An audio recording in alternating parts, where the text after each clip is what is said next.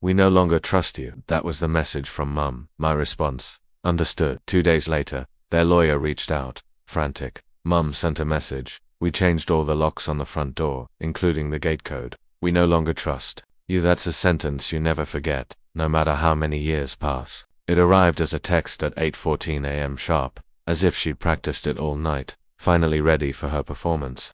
I just stared at it, not because it was unexpected. Deep down, I knew something like this was coming, but because it felt so cold, so clinical, like I was being fired from the family. And then, as if the world paused for me to absorb the insult, I replied without hesitation, "Understood." Clever, but you missed one crucial detail. I didn't wait for a reply. I opened my banking app and canceled the $4,800 monthly mortgage payment for the house they'd gifted to my sister. They claimed she earned it because of her grandchildren, while I, apparently, only offered disappointment. 2 days later, a new message arrived. Different number.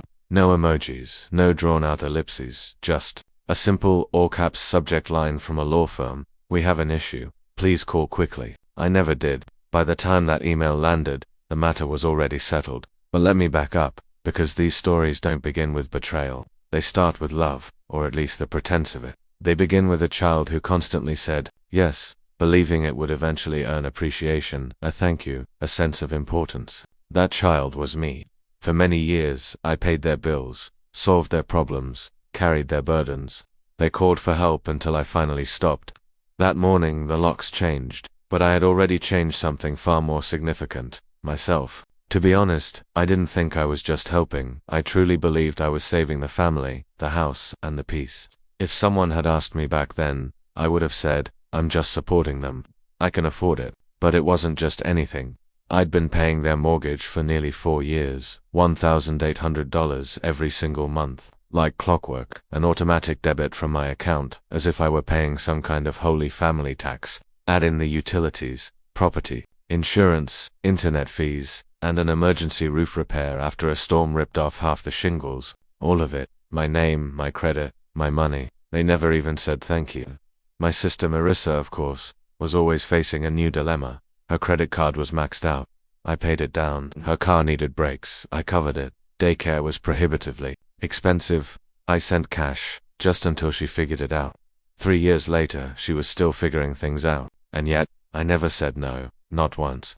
Because I assumed this was what family members did, until I learned it was exactly what they expected. The first crack showed on a Sunday afternoon. I was scrolling through Facebook while waiting for my groceries, when I stumbled upon the photo: Marissa, my parents, and the kids, all standing in front of the house I was paying for, holding a sign that read, "Home Sweet Home, Marissa's Present." My mother's caption read, "So proud of our daughter for building a future we can all share. This home is in the right hands." I had to reread it: Marissa's home, right hands. There was no acknowledgement of me, no tag, no photo credit, not even a passing phrase like, "We're grateful for Jordan's support." Just them, smiling on a porch I had paid for. The comment section was a riot of emojis, hearts, and applause. "She's such a powerful woman, you are lucky to have her.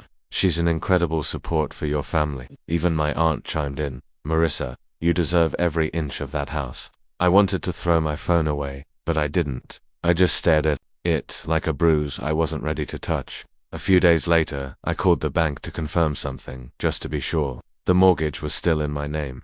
It was, but then the woman on the phone nonchalantly stated, "Looks like there was a request submitted last week to change the primary contact to a Miss Marissa Harper." My heart stopped. "They didn't finish the verification," she explained, "but the documents are being processed." I hung up the phone. Then I went through my statements. That's when I noticed it. An extra $2,400 missing from my checking account. A transfer to a card I did not authorize. I recognized that number: Marissa's emergency visa. I'd bailed her out once when she was temporarily unemployed 2 years ago. I messaged her quietly. "Have you used my card again, Marissa? Jordan, don't make this a thing. We needed groceries, and the children needed shoes." I assumed we were still sharing that one. No, we were not. She didn't answer, but my mother did. "Honey, Marissa is going through a lot right now," she stated. "She will repay you. Let's avoid starting a conflict over a few dollars." A few dollars when it came to me. $2,400 was a small amount, but when Marissa missed a phone payment, it became a disaster. Then came the group chat. They had renamed it Family Circle. even though I had never modified it. Someone uploaded a meme, a man handing over his wallet with the phrase, "Big brother, energy, pay now, ask never." My cousin said, "Tag Jordan." Then, "Yo, can we get you to cover my student loans too?" Even my father chimed in, "Only if you rename your child after him. Gotta keep the donor happy." I stared at the screen. Nobody was defending me. There wasn't even a joke to balance things out. I exited the chat. They added me back. I left again, and blocked them all.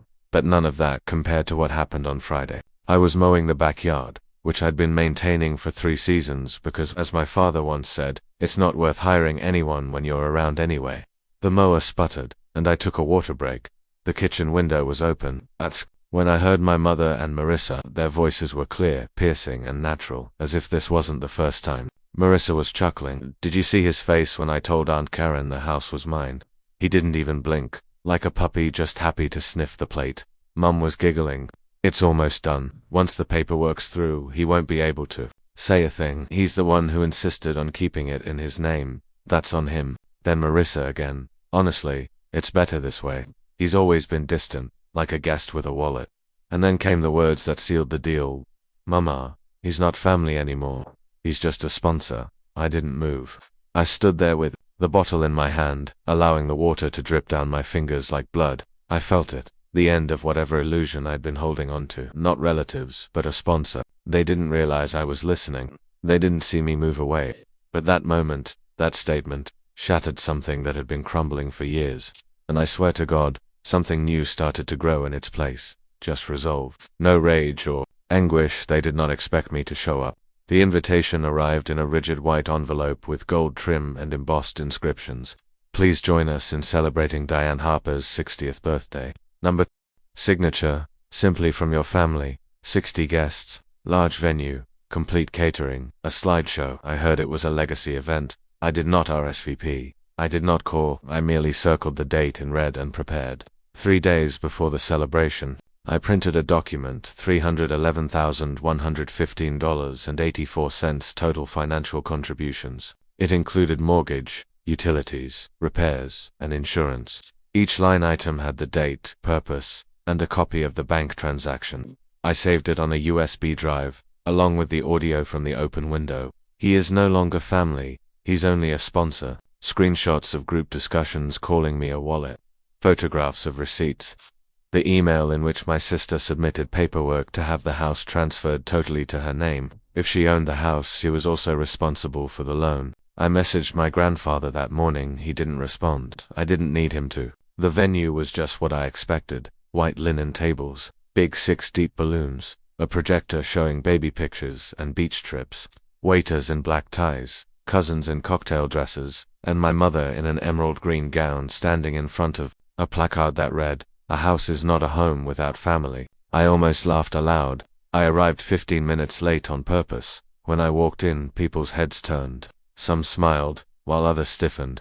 Marissa caught my eye, blinked twice, attempted a grin, and returned to the crowd. I didn't waver. I just took a seat at the back. They didn't waste time. Marissa gave the opening address. She talked about sacrifice, love, true family. Someone mentioned how this year had brought us closer together. The screen behind her displayed a photograph of the house. The caption read, "Built with love, passed down on purpose." No mention of me. Then came the toast. My mother took the microphone, dabbed her eyes, and looked around the audience like a queen giving her final blessing. "I'm proud of my daughter, Marissa. She's shown what legacy truly means, and I'm grateful that this home, our home, will stay in the right hands." Applause, smiles, until I stood up and gently approached the microphone. "I wasn't going to say anything tonight," I said softly, "but since we're talking about legacy, let's do the math." The projector flickered briefly before beginning to play audio. Mum's voice, "He is no longer family, he is just a sponsor." Marissa says, "Like a puppy sniffing the plate," gasps. Several people leaned forward. A woman dropped her wine glass. I clicked again. The screen changed. Screenshot, group conversation, tag Jordan. Only if he names his child after the bank. The ledger came next. $1,800 by 48 months. Repairs, maintenance, property tax. "If this house now belongs to Marissa," I informed her, "then I'm here to present a bill, not a favor, a debt." I held up the printed invoice, 211 pages, stapled, silence. Then, Are you serious? Marissa exclaimed. Dead serious, I said. Unless you want to call it theft. It was a gift. My mother snapped. Funny, I remarked, moving closer. I didn't sign a gift certificate. I signed every check. My father stood up as if about to launch. I turned to face him. Want to talk about the loan application you filled out using my name as a cosigner without telling me? Because I've got that too. He sat back down. That is when the door opened, and my grandfather walked in. He didn't say anything at first. I stepped directly to the front of the room. All 60 guests watched as he took the microphone, glanced around and spoke slowly. You raised a thief, he added, staring at my father, and a coward. You tried to bury your son in silence, but the thing about mud is, it doesn't hide footprints for long. The trust is yours now, he added, looking at me. The one your father tried to redirect. I changed it last week. Marissa's name has been removed completely, gasps again. My mom's face cracked. Marissa's knees buckled. She used the back of a chair to stabilize herself. You want a legacy? Grandpa asked, staring directly at them. Earn it the hard way. He dropped the mic literally, and walked away. I placed the printed invoice on the gift table, between a stack of boxed wine and family photo albums. You changed the locks, I announced loudly enough for the back row to hear. I changed my future. I'm not your donor, I'm your debt collector. Then I walked out, did not stay for cake, did not shake hands, I didn't look back. The celebration was over, and so was the falsehood. The next morning I awoke to 57 unread texts. The first came from my mother. You embarrassed me for my birthday.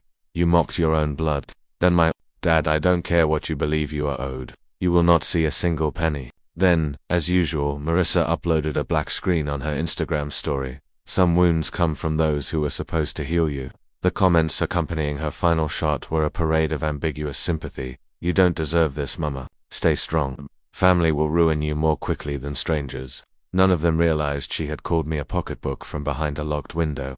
Neither of them had seen the invoice. But somebody else had. 2 days later, I received a call from an unknown number. I answered out of pure curiosity. Greg Harper, the speaker said calmly and clearly. My name is Philip Grant. I'm an attorney representing your parents. I'd like to discuss a potential financial resolution. I did not speak. They're not looking for a lawsuit, he explained. They want this to go away quietly. No press, no social media. In exchange, they're willing to offer a settlement. I slumped back in my chair. Let me guess. I replied, half the amount I'm owed in exchange for silence. A reasonable amount, he remarked, given the informality of the arrangement. I nearly laughed. Philip, I replied, I have every receipt, every deposit. I have audio of them mocking me.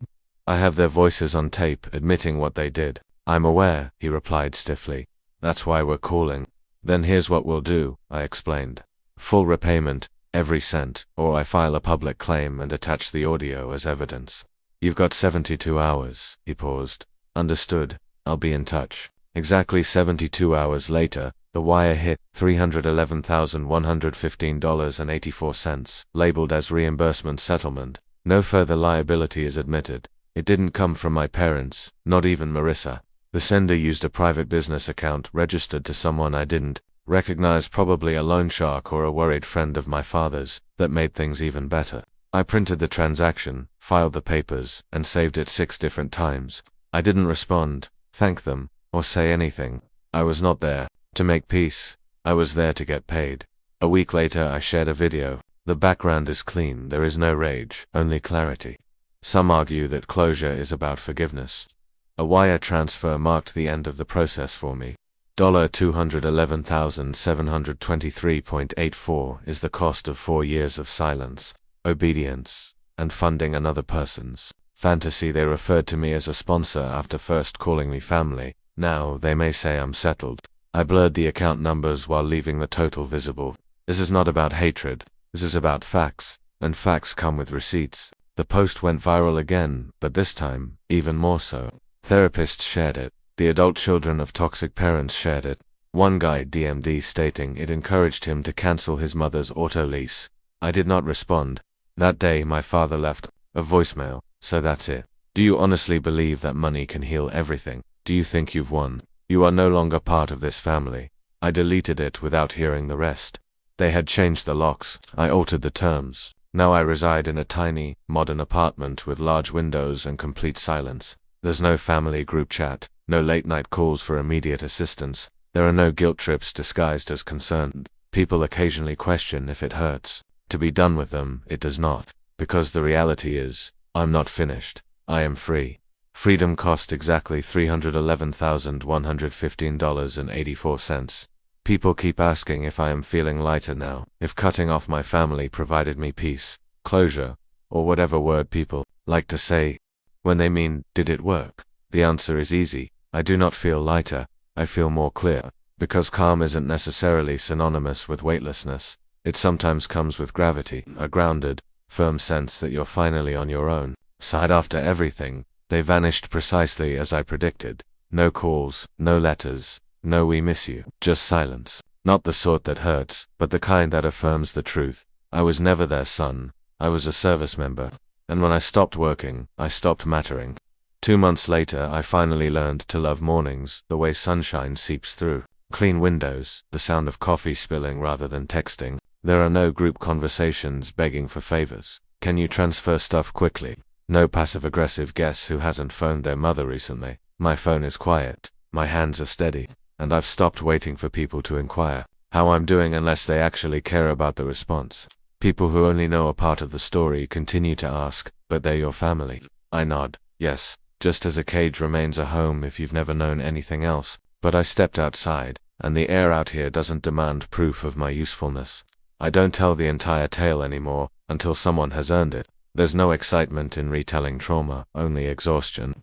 So today, when people wonder why I'm not close to my family, I just explain that I stopped mistaking access for affection. That typically shuts them up. I used to check my previous accounts to see if anyone had reached out. They did not. Not once. No apologies or explanations. Not even a guilt trip passed off as care. There was nothing but silence, as if I had never existed. Like $211,723.84 of my existence was an administrative error, but they corrected by eliminating me. Fine. Allow them to pretend. They excel at pretending. What's the worst part? They undoubtedly believe I still care, that I'm out here stewing in rage, waiting for an apology, secretly hoping they'll change. I am not. I have seen them for what they are, and when the mask slips that far, you don't wait for it to come back on. You walk away. You do not check your rearview mirror. Forgiveness.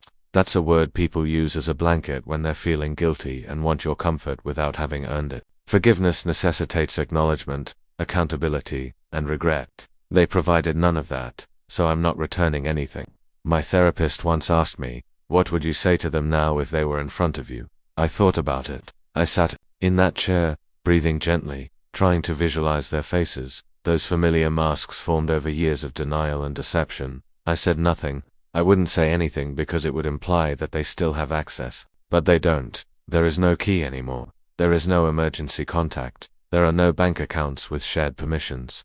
No numbers saved just in case.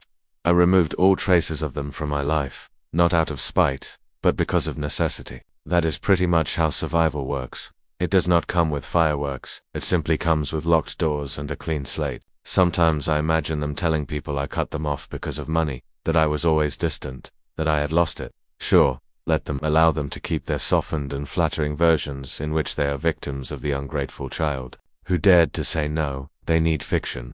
I have the facts. Facts don't beg. They don't whine. They don't tremble under inspection. Facts sit stationary. They wait. They endure, just as I did. Now I live. Not in a fairy tale. Not in retribution. Just life real boring. Mine. I work. I rest. I laugh when it's funny. I eat when I'm hungry, not when I'm asked to attend a family meal where I'll pay the tab and be forgotten. I remember my mother telling me years ago that if I ever left, they'd fall apart. And she was correct. They did. But I did not. I am not broken. I am not bitter. I am not waiting. I'm just finished. Not as a warning. Not as a statement.